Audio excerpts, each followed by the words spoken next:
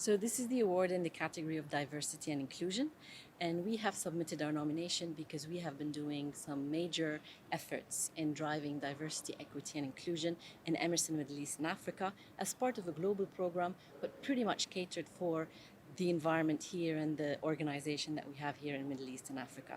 And I think what stood up in our nomination is the fact that our program and our framework touches different areas of what diversity and inclusion needs to address, whether it's the hiring process, the retention process, the development, the identifying of the talent, and also the open-mindedness of diverse thinking, the diverse nationalities, every component of diversity and equity and inclusion differentiated us as nominees for this award.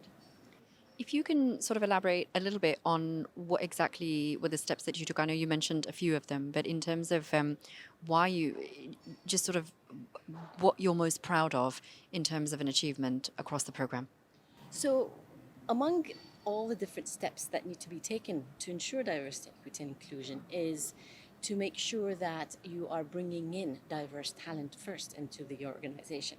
In a very male-dominated industry like ours, it's very difficult to leave it to an organic selection by the interview process to get females. So instilling diverse slate requirement in terms of candidates to be interviewed for jobs that are open was essential, but also ensuring on the other end that the panel interviewing has also diverse candidates so that the selection has both mindsets in mind and the assessment of the talent is done with that diverse thinking.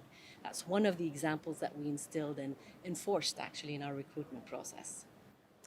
What do you, in terms of the award itself, what does it mean to you, the stature of the ADIPEC Awards within the industry? These awards have been running for years and have developed reputation and a prestige that is the highest in the region. We have been nominated before with these awards, but we were not successful because there are great companies out there doing the same type of efforts. So to finally win this award in a prestigious event like this one, supported by ADNOC and all the large organizations that have sponsored this event, really shows that truly the jury that selected looked at amazing other stories around, and to be selected as the company for diversity, equity and inclusion is truly an honor.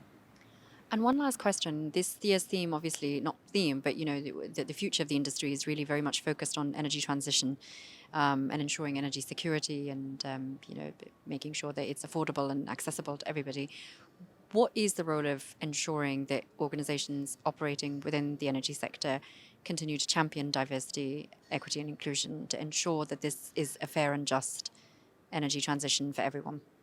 So the transition is new to everybody. And when we're in a situation like this, different ways of thinking are needed. We cannot keep doing things the way we've done before, or thinking of them the same way we've thought of them before. And how else would you get that mindset of new thinking unless you bring the diversity of the people to the table who are making those decisions and thinking? So I think it's essential to have diversity so that those new ideas that are going to help all organizations make that transition that is not a familiar environment for everybody is going to be essential. And the results are going to speak for themselves. Organizations who have brought in diversity have seen business results showing very clearly that there has been improvement in so many areas of their organization. So when you have results speaking for themselves, I don't think you need to do more to convince others to do the same efforts. Thank you so much and wish you a wonderful evening. Thank you.